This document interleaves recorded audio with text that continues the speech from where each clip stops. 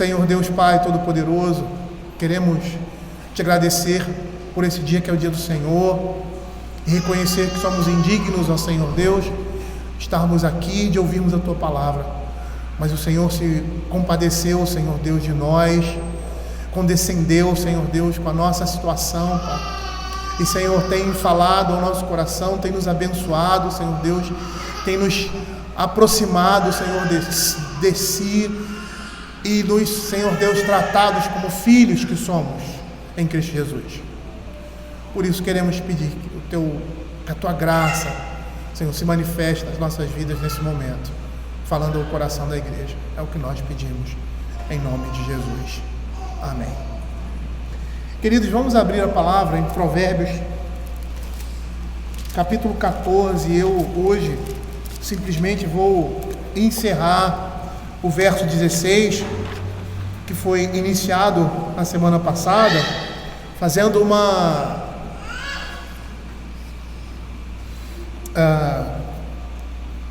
referência ao que falamos anteriormente. Mas antes, eu geralmente não faço isso no culto, eu deixo a pastoral para depois, e nós vamos ter uma pastoral depois, com relação à nossa reverência no culto. E eu quero mais uma vez falar aos pais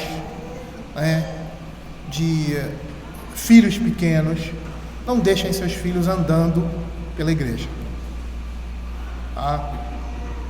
principalmente na hora da pregação. Então, tudo que seu filho precisa fazer, faça antes do culto. Ontem eu estive pregando para um grupo de jovens, e interessante, ali era um culto de ação de graças, e na hora da pregação as pessoas levantavam, os jovens conversavam. Se nós entendermos que nós estamos diante de Deus, a nossa atenção e a nossa preocupação com a reverência individual no culto será dobrada. Tudo hoje leva a nós não sermos reverentes. Eu não sei o que está acontecendo pelas igrejas aí. Eu me lembro que quando eu era pequeno, erradamente, mas do jeito deles, eu lembrava dos beliscões que a minha mãe me dava no culto, porque eu não prestava atenção. Erradamente, porque a gente não deve beliscar os nossos filhos, não é assim que a gente... Mas era a maneira deles, vamos dizer que estava dentro do escopo do erro deles. Era um erro permissível, vamos dizer assim. A gente sabe que não é assim. Mas nós precisamos controlar os nossos filhos no culto. E eu vou dar uma dica depois, ao final, para os pais de crianças pequenas, porque a gente sabe, a nossa igreja tem muita criança pequena, e às vezes essas crianças não podem ser controladas, O choro, essas coisas assim, não dá para controlar muitas vezes. Mas estratégias para evitar que naquele momento da pregação, no momento do culto, a nossa atenção esteja sendo desviada por causa de gritinhos e choros, essas coisas assim. E eu falo como pai porque eu já tive filhos, eu sei o que os pais passam. Nós aqui somos bastante contundentes nesse sentido, porque as crianças têm que ficar no culto desde a mais tenra infância. Nossos filhos veem televisão o tempo todo, muitos com celular, eles ficam quietos. Por que na igreja não pode ser assim? Então a gente precisa às vezes, em determinadas situações, criar determinadas estratégias, e é bom que esses problemas aconteçam, porque esses problemas acontecendo mostram que a nossa igreja está tendo continuidade. Crianças estão nascendo e estão aprendendo desde a mais tenra infância a importância do culto a Deus. E assim, eu não quero que os pais tenham vergonha.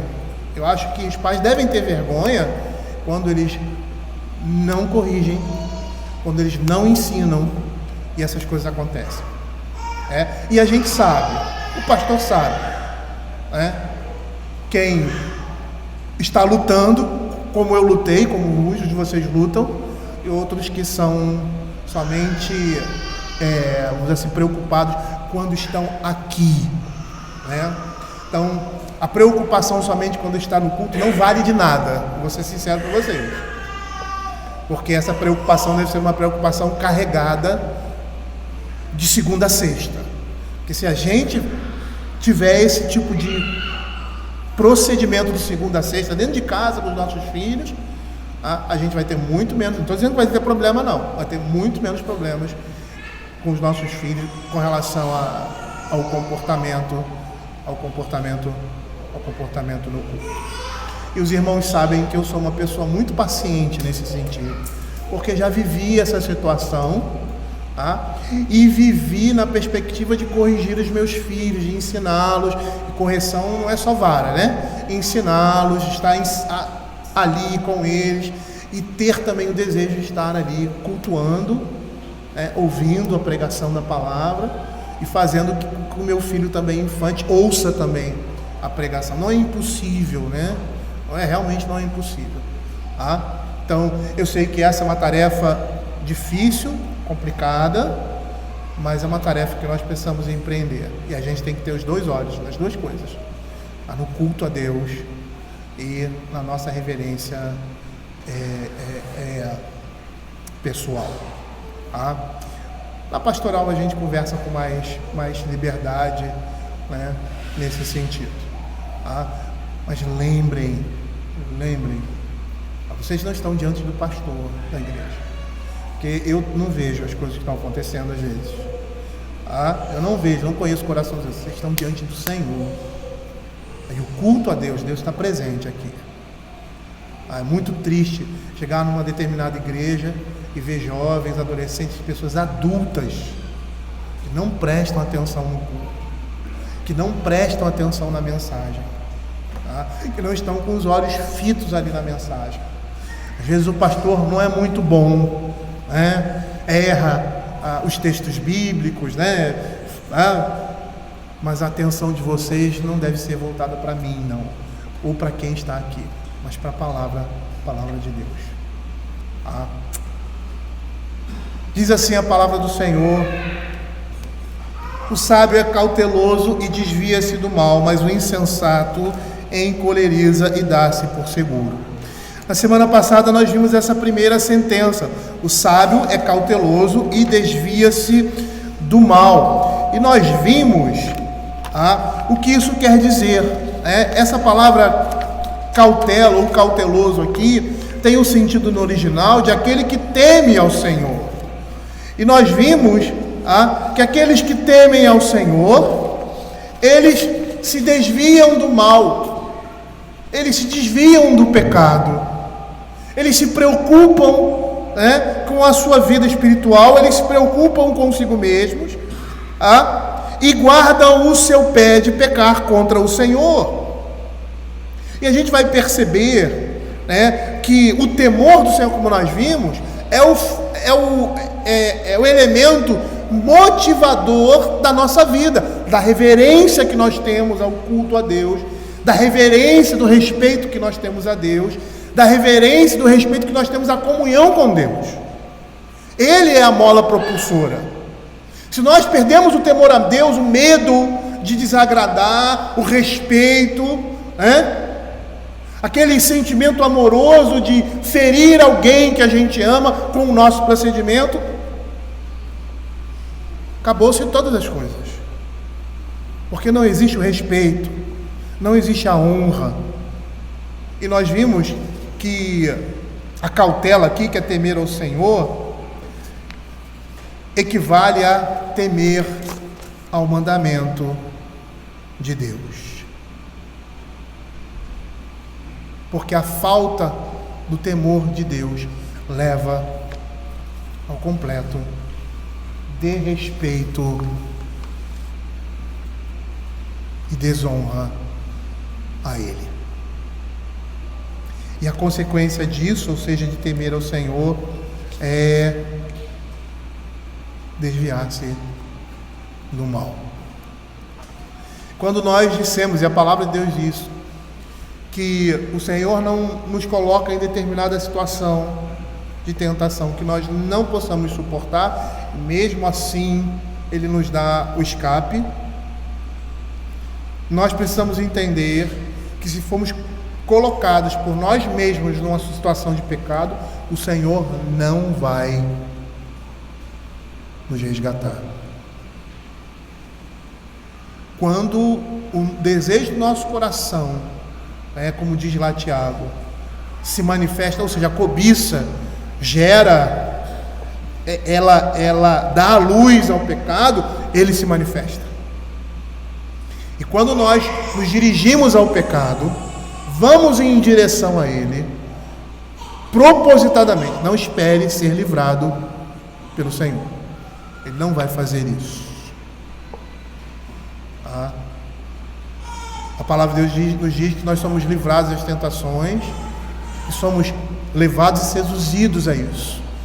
Não que somos direcionados pelo nosso próprio coração, dizendo, não, eu vou fazer isso. Eu vou pecar. Não espere que o Senhor vá resgatá-lo naquele momento de dificuldade e provação que você, de própria disposição, se lançou. Mas perceba que essa segunda sentença, a primeira sentença fala do sábio, do homem santo, que tem o temor de Deus e se desvia do mal. E agora você vê uma oposição, o contrário, mas o insensato encoleriza-se e dar-se por seguro. É interessante aqui porque você vê uma oposição aí em cautela, ou seja, em temor e ira. O sábio é cauteloso e se desvia do mal. O insensato se ira. A ideia aqui, o que está subentendido, é quando ele é advertido, quando ele é instruído, quando é advertido diante do mandamento, ele se revolta, ele se ira, ao contrário do temor. E aí o justo teme ao Senhor diante da instrução, diante o sábio, por isso que ele chama de sábio, diante da advertência, e se desvia do mal. Mas o insensato se revolta e acha que está tudo bem. Ele é advertido com relação ao seu pecado, ele se revolta, ele fica com raiva de Deus, da pessoa que o advertiu, e continua o seu pecado porque acha que está tudo bem. O sábio, ele teme ao Senhor, ele tem um respeito profundo por Deus, por isso ele se desvia do mal. Enquanto o insensato se ira, ele fica indignado contra o Senhor ou contra aqueles que temem ao Senhor. Temor de um lado, indignação do outro, diante da instrução, diante do mandamento, diante da exortação. E a ideia aqui de encolerizar alguém que age com insolência e é autossuficiente, ou melhor, autoconfiante, dá-se por seguro. E aí você percebe que o orgulho do insensato o leva a uma manifestação precipitada de teimosia, tolice e ira diante da sabedoria de Deus. Matthew Henry captou essa ideia muito bem. Ele diz assim: a presunção é loucura. Aquele que, quando advertido do perigo que corre, se encoleriza e se dá por seguro, ou seja, despreza, e insistindo furiosamente, que não suporta ser censurado, que desafia a ira e a maldição de Deus, e sem temer o perigo, persiste na sua rebelião, que é ousado com as oportunidades de pecar. E aí eu me lembro de Provérbios capítulo 6, verso 27, quando ele diz assim, ousado, com as oportunidades de pecar, que Provérbios capítulo 6, 27 diz assim: tomará fogo no seio sem que suas vestes se incendiem, ou seja, a pessoa se lança no perigo, mas não quer se queimar. Ousado com as oportunidades de pecar e brinca à beira do precipício, é um tolo, como nós somos tolos quando agimos assim. pois age contra a sua razão e os seus interesses, e a sua ruína será rapidamente prova da sua loucura. A sua ruína mostra a sua loucura, mostra a sua insensatez, mostra a sua estupidez, a nossa estupidez. Quando somos advertidos, quando o mandamento está diante de nós, e aí, em vez de sermos cautelosos, ou seja, ter o temor do Senhor, temer a Deus, nós nos iramos. Certa vez eu estava conversando com um pastor que os irmãos conhecem, o pastor Paulo Brasil, e ele me disse uma coisa muito interessante. Ele falou assim: sabe qual é a diferença da ovelha para o lobo? Porque a ovelha, quando você repreende, ela baixa a sua cerviz. Quando você repreende um lobo, ele ataca, ele mostra os dentes. O insensato aqui mostra essa realidade. Ele se ira, ele se revolta, ele se volta contra Deus, contra você. E aí ele diz que a consequência disso, o sábio é cauteloso, consequentemente ele se desvia do mal, o insensato se ira e se sente seguro na sua condição. A ideia é de alguém, como eu falei anteriormente, autoconfiante. Esse homem, ao contrário do sábio, fica indignado com a lei de Deus, com as suas prescrições, e é tão autoconfiante em si mesmo que o seu orgulho e a arrogância o cegam. Ele acha que nada vai acontecer com ele. É como se ele estivesse acima do bem e do mal, nada pode afetá-lo. E aí eu vejo a situação do nosso país com as autoridades, e todas aquelas autoridades no mundo, homens que têm a responsabilidade sobre outras pessoas, que governam e que exerce um governo autoritário, tirânico, determinando o que a população, o que os homens vão fazer dentro das suas próprias casas. Essas pessoas não têm o temor de Deus.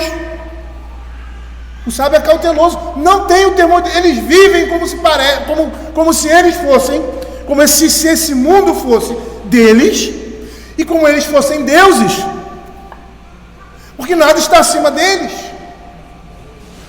Nós vemos a Escritura, a palavra de Deus no meio do povo de Deus, ali no povo da aliança, os juízes iníquos, e o Senhor falando sobre esses homens, sobre os reis, sobre os governadores, sobre os juízes, que agiam como se Deus não existisse. E eles eram um povo de Deus, estavam-se nominalmente. E o Senhor, na sua misericórdia, alertando esses homens a se arrependerem do seu pecado, a voltarem atrás, porque senão seriam quebrados. A mão pesada de Deus cairia sobre eles.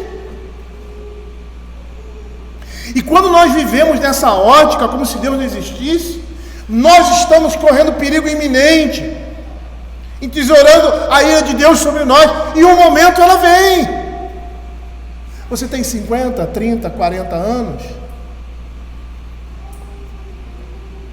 O povo de Deus ficou 70 anos na Babilônia, 40 anos no deserto. Para nós é tempo demais, né?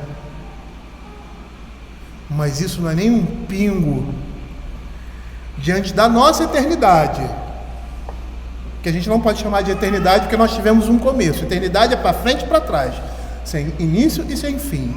Mas nós dizemos que o homem é eterno, porque ele passa a existir e vai viver eternamente. Daqui para frente. Eterno é só Deus. Nós pegamos vamos dizer assim, um resquício, um laivo dessa eternidade. E às vezes nós não vemos o que Deus está fazendo. Você vê injustiça no mundo, você vê perseguição de crentes, você vê morte, você vê violência, estupro, você vê. Essas coisas terão um final. E mesmo que estejamos esperando o final, só o final cabal de todas as coisas, nesse período, antes desse final cabal, a justiça de Deus se manifesta de muitas formas. O homem não está largado nesse mundo, Deus não está com os olhos fechados para não ver as coisas que estão acontecendo na sua vida, na minha vida e na humanidade. E por mais que esse mundo seja um mundo corrompido por causa do pecado, a justiça de Deus não é corrompida e ela permanece. É como se estivéssemos acima do bem e do mal e nada pode nos afetar. Mas isso é uma grande mentira. Como diz o salmista, o Senhor coloca esses homens em lugares escorregadios. Eles se sentem seguros. Nós nos sentimos seguros ao esconder os nossos pecados. Mas nós não estamos seguros quando estamos vivendo na prática do pecado. Abra Jeremias capítulo 7. Vamos ver uma situação semelhante aqui.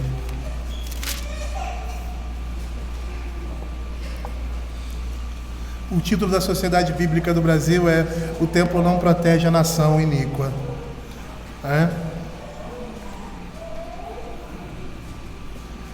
Veja aqui. A palavra que da parte do Senhor foi dita a Jeremias: "Ponte a porta da casa do Senhor", até o verso 15. "Todos de Judá, vós os que entrais por essas portas para adorardes ao Senhor. Assim diz o Senhor dos Exércitos, Deus de Israel: emendai os vossos caminhos e as vossas obras, e eu os farei habitar nesse lugar. Não confieis em palavras falsas, dizendo: templo do Senhor, templo do Senhor, templo do Senhor é este." Ou, na nossa linguagem: "não, eu sou crente, a graça de Deus te encobre." Seria mais ou menos isso. "Mas se deveras emendardes os vossos caminhos, as vossas obras, se deveras praticardes a justiça, cada um com o seu próximo, se não oprimirdes o estrangeiro, e o órfão, a viúva, nem derramardes sangue inocente neste lugar, nem andardes após outros deuses para vosso próprio mal, eu vos farei habitar neste lugar, na terra que dei a vossos pais, desde os tempos antigos e para sempre. Eis que vós confiais em palavras falsas, que para nada vos aproveitam." Que é isso? "Furtais e matais, cometeis adultério, jurais falsamente, queimais incenso a Baal, e andais após outros deuses que não conheceis, e depois vindes e vos pondes diante de mim nessa casa que se chama pelo meu nome, e dizeis: estamos salvos. Sim, só para continuar a praticar essas abominações? Será essa casa que se chama pelo meu nome um covil de salteadores aos vossos olhos? Eis que eu mesmo vi isto, diz o Senhor.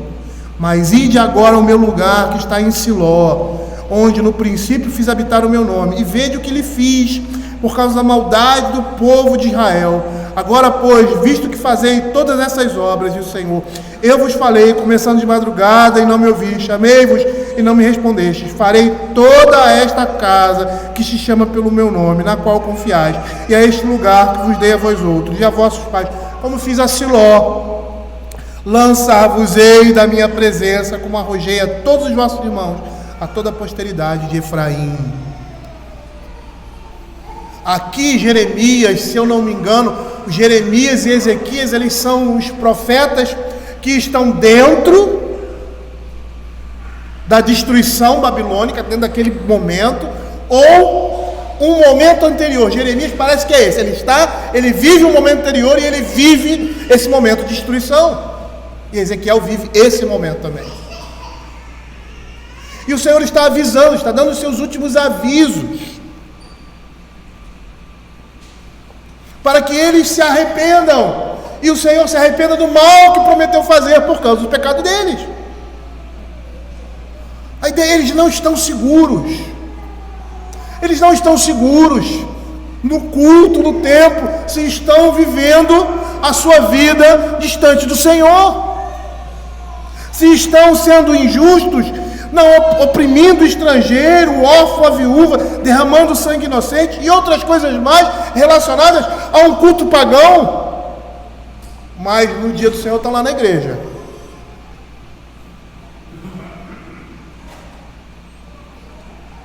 Parece que o insensato, vivendo em pecado, quebrando a lei de Deus e se indignando contra Deus, achava que ficaria tranquilo e nada aconteceria. Essa é a ideia aqui.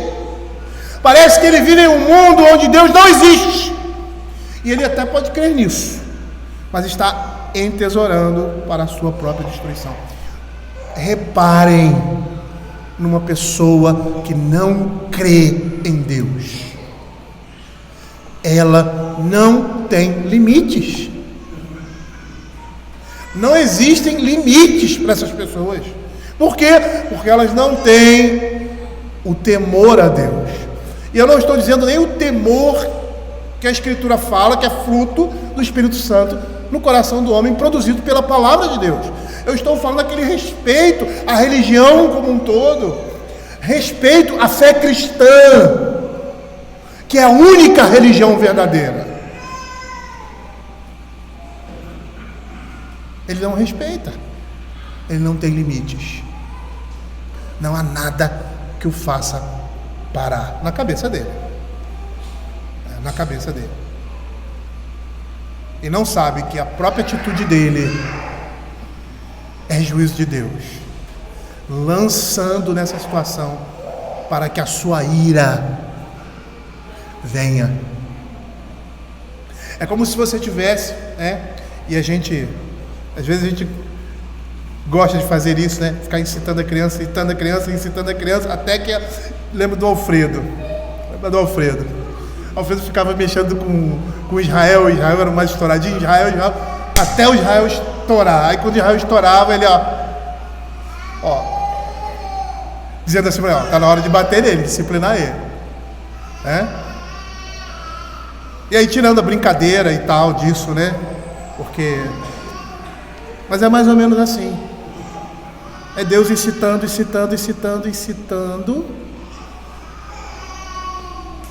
para que ele exploda. E a sua própria atitude seja a sua destruição. Ele pensa que está seguro, mas está completamente errado. Como nós vemos lá em Isaías 47. Abra Isaías 47, verso de 1 a 13, que ele vai falar da queda da Babilônia. E você sabe que a Babilônia é símbolo de pecado, ou seja, Babilônia, no texto bíblico, representa esse mundo. Por quê? Porque é símbolo de depravação moral, depravação religiosa. A gente vê isso claramente na Escritura quando você vai para Apocalipse. Mas nos próprios profetas você vê isso, uma figuração, uma metáfora desse mundo, num mundo que jaz no pecado. Veja aí o verso de 1 a 13. Desce, assenta-te no pó, ó virgem filha de Babilônia, assenta-te no chão, pois já não há trono, ó filha dos caldeus, porque nunca mais chamarás a mimosa e delicada. Toma mó e moe a farinha, tira o teu véu, ergue a cauda da tua vestidura, desnuda as pernas e atravessa os rios. As tuas vergonhas serão descobertas, e se verá o teu opróbrio. Tomarei vingança e não pouparei a homem algum. Quanto ao nosso Redentor, o Senhor dos Exércitos, é seu nome, o Santo de Israel.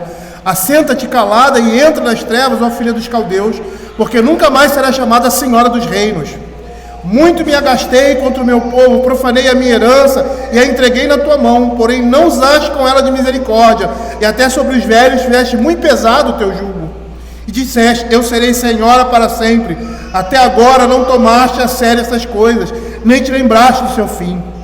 Ouve isso, pois tu que és dada a prazeres, que habitas seguras, que dizes contigo mesmo, eu só e além de mim não há outra.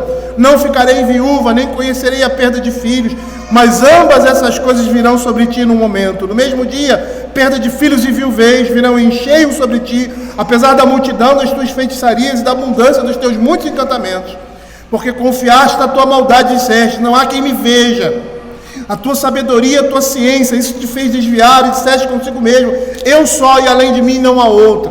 E a ideia aqui de Babilônia é que ela perverte as outras nações que ela domina, é um símbolo de prostituição espiritual, por isso que ela é chamada de meretriz, porque ela leva os povos dominados a se prostituírem contra o Senhor. Pelo que sobre ti virá o mal que por encantamentos não saberás conjurar. Tal calamidade cairá sobre ti, da qual por expiação não te poderás livrar. E aí, quando ele fala em encantamentos, ele está se referindo a feitiçarias, que era uma prática deles também. Porque sobre ti, de repente, virá tamanha desolação como não imaginas. Deixa-te estar com os teus encantamentos, com a multidão das tuas feitiçarias, em que te fatigaste desde a tua mocidade. Talvez possa tirar proveito, talvez com isso inspirar terror. E já estás cansada com a multidão das tuas consultas. Levantam-se, pois, agora os que dissecam os céus e fitam os astros, os que em cada lua nova te predizem o que há de vir sobre ti. Este texto aqui é sobre Babilônia.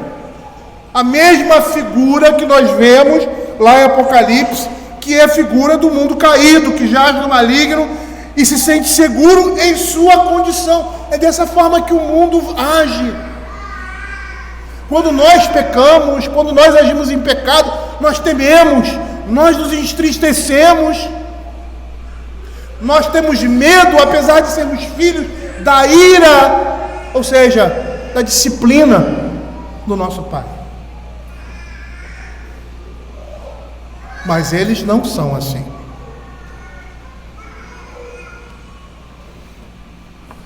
Eles não têm medo de nada. Agora, pasme, só tem medo de homens que tenham mais poder do que eles. Que engraçado, né? Enquanto nós não devemos temer homem algum, ter medo de ninguém, porque o Senhor é o nosso Deus. Não temos nem que ter medo da morte, porque sabemos que a morte na vida do crente, por mais difícil ou dura que seja, é para nós um descanso. É para nós seu trabalho terminou, vem descansar. Para nós é um dia do Senhor, é um descanso.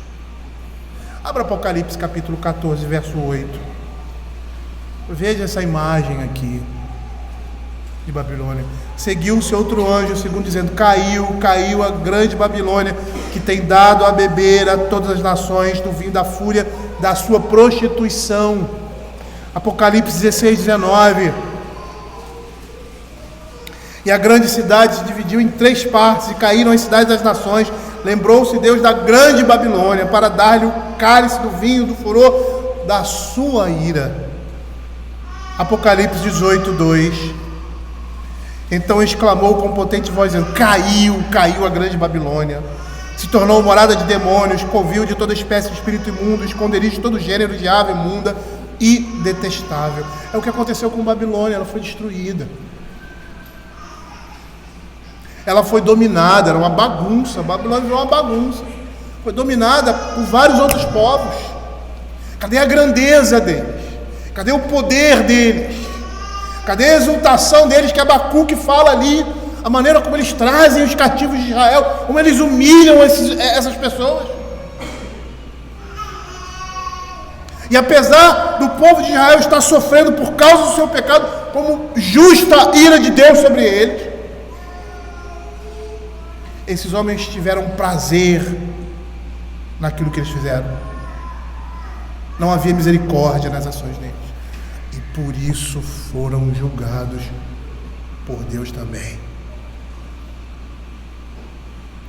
Sabe o que a Escritura vai dizer nas entrelinhas? Nada há nesse mundo que possa fugir da justiça e da ira de Deus. A nossa sociedade como um todo caminha para o ateísmo, para a negação de Deus. E por mais que as pessoas possam negar a Deus ou viver supostamente em uma sociedade onde Deus não exista, que é impossível, pois nele nos movemos e existimos, e existe uma semente religiosa. O homem, ele sempre vai adorar alguma coisa, ele vai tornar em culto alguma coisa na sua vida.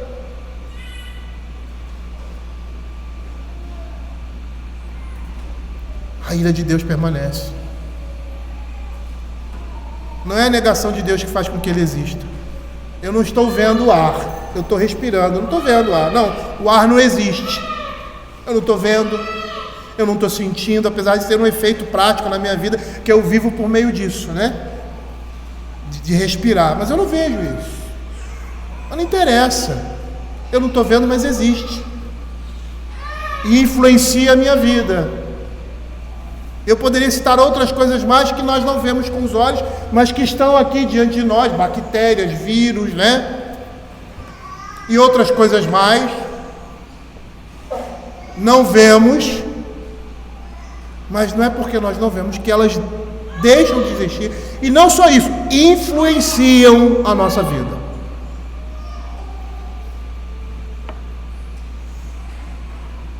Eles vão prestar conta diante de Deus das suas ações iníquas.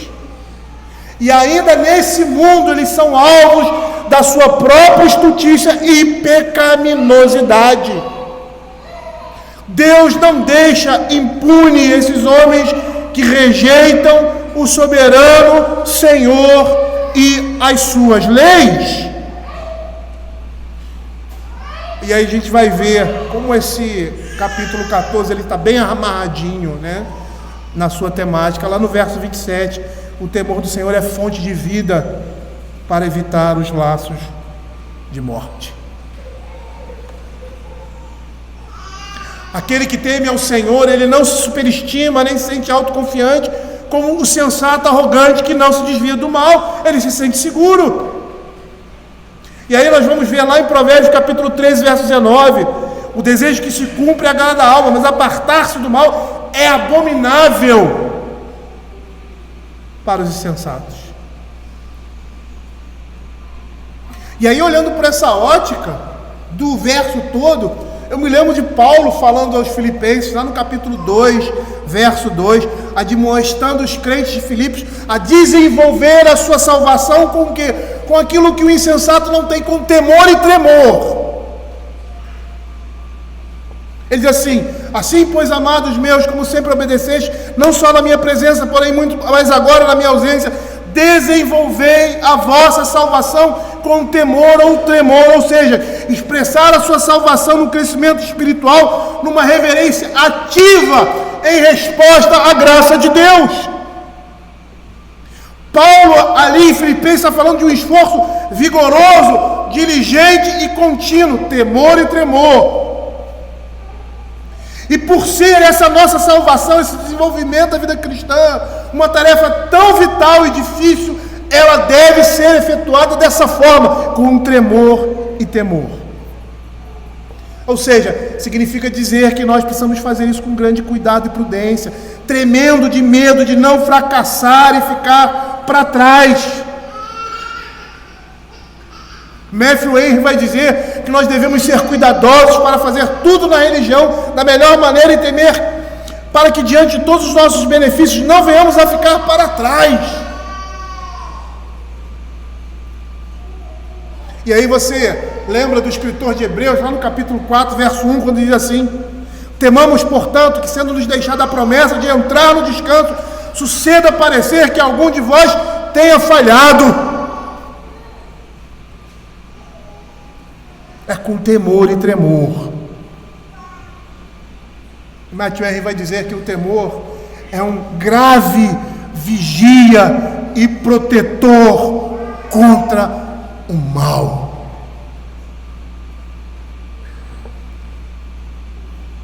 Mas o temor a Deus não é o temor à punição, que é um bom sentimento também. O temor a Deus se expressa numa relação de amor a Ele. Eu amo, por isso eu temo, por isso eu tenho medo de desagradar, por isso eu respeito, eu considero, eu obedeço. Paulo, lá em Filipenses, ele está dizendo aos crentes de Filipos e a nós que devemos desenvolver a nossa salvação por meio de um espírito de sinceridade, unidade de propósito, como demonstra o salmista lá no Salmo 119, 10 e 34. De todo o coração te busquei, não me deixes fugir aos teus mandamentos. Uma atitude de respeito e reverência, com medo de ofender a Deus de qualquer forma, em plena confiança em Deus e humildade, como nós vemos na atitude do publicano, lá em Lucas capítulo 18, verso 3, que diz que ele estava em pé e não ousava levantar os olhos ao céu. Ele tinha um temor a Deus, porque ele reconhecia a sua condição e conhecia Deus, dizendo: ó Deus, sê propício a mim, pecador. Isso é temor, demonstrado na oração. Diferente daquele fariseu, que não entendia a sua condição diante de Deus, batia no peito. Orgulho. Está aí um sentimento que é contrariamente oposto à fé. É orgulho. Um homem orgulhoso, ele não é um homem crente. E eu não estou dizendo o orgulho que muitas vezes nós pecamos, porque muitas vezes somos orgulhosos, isso está na nossa natureza. Eu estou dizendo de uma pessoa que é assim, sobejamente, jactanciosa, orgulhosa. Esse homem não pode ser um crente, ele não é um crente, porque é o tipo de uma característica, e somos caracterizados dessa forma, que exclui a fé. Porque uma das marcas, a primeira marca do discípulo de Cristo é ser pobre de espírito. Humildade.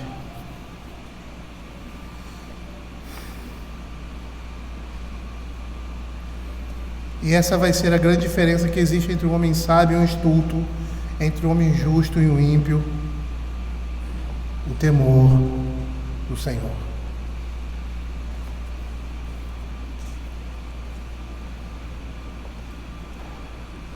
E eu gostaria de terminar dizendo que nós devemos cultivar um santo temor a Deus, para que cada dia mais nos desviemos do pecado e sejamos sensíveis à sua instrução. O sábio que teme ao Senhor, que é cauteloso, ele se desvia do mal.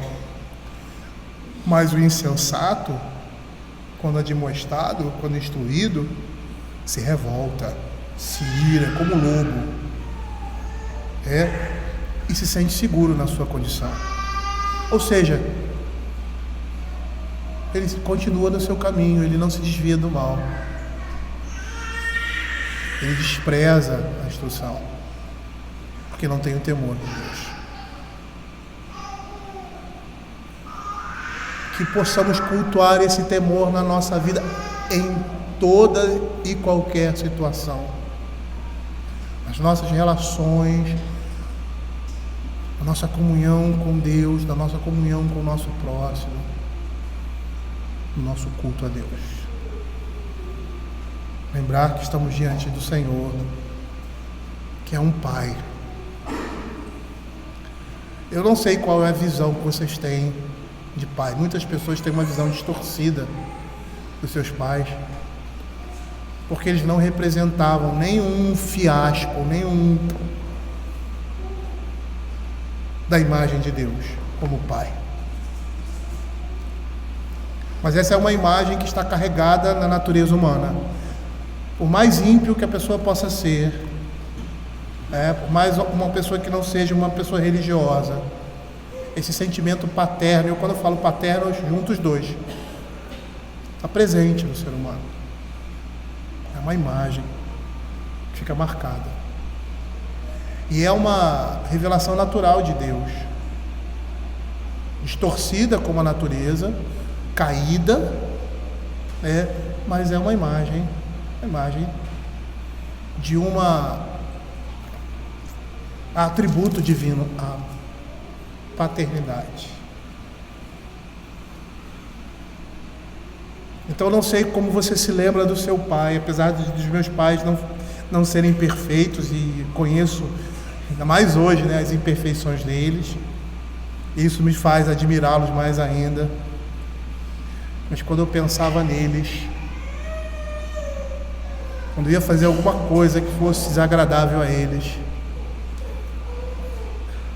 eu estou falando da idade da razão, não era quando você pega um certo entendimento, já não é mais criança, lembrava disso, não vou fazer isso não, não vou por aí não, não vou, porque eu sei que meu pai e minha mãe vão ficar chateados, ficar tristes. E por mais que eu não fosse uma peça boa naquela época, umas coisas que eu não gostava de ver era o rosto, o semblante dos meus pais,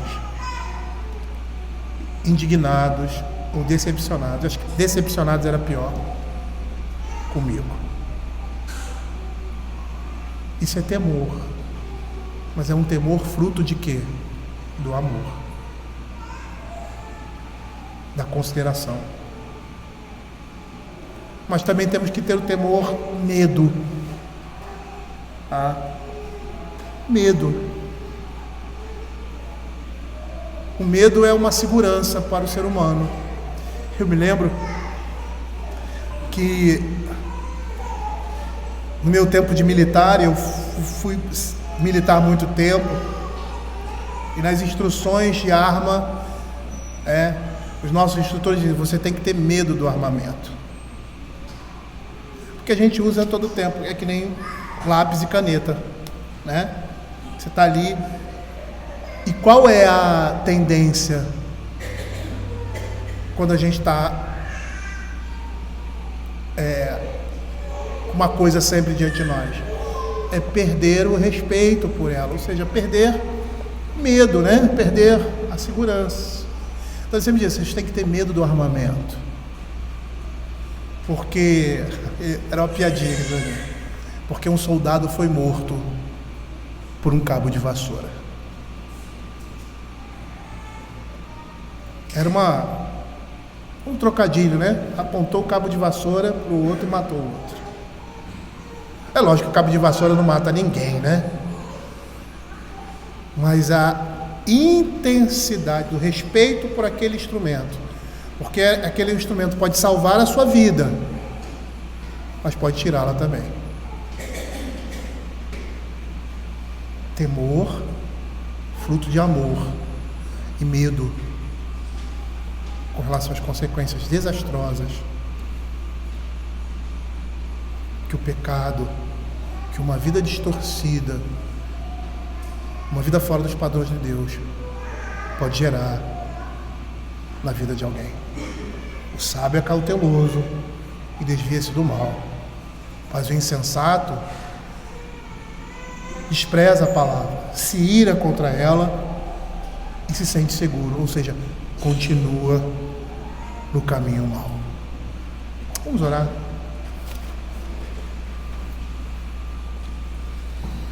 Senhor Deus Pai Todo-Poderoso, queremos, ó Pai, te agradecer pela Tua palavra e te pedir, Senhor, que o Senhor esteja falando ao nosso coração. Que toda essa instrução, Pai, não seja inútil para nenhum de nós, nem para mim, nem para o infante mais infante da igreja. Que o Teu Espírito Santo esteja agindo no coração dessas crianças que não sabem nem falar, mas que estão ouvindo a Tua palavra, e que essas coisas possam ser guardadas no seu coração, possam ser semeadas, porque lembramos de coisas quando éramos crianças que ficaram gravadas no nosso coração, sem ao mesmo na nossa mente, sem ao mesmo falar ainda e entender essas coisas. Que possamos entender a importância de nossos filhos estarem aqui no culto ouvindo, desde a mais tenra infância, juntamente com os seus pais, a palavra do Senhor, e essa palavra esteja, Senhor Deus, sendo usada pelo Teu Espírito Santo para ser gravada, sem eles mesmos perceberem, sem nós mesmos percebermos no nosso coração. Senhor, tem misericórdia de nós, ó Pai, é o que nós pedimos. E, Senhor Deus, enche o nosso coração de alegria, de satisfação, de gozo diante do Senhor, na Sua presença e na Sua palavra, ou seja, na vida cristã. Que tenhamos prazer em viver a vida cristã diariamente. É o que nós pedimos, em nome de Jesus. Amém.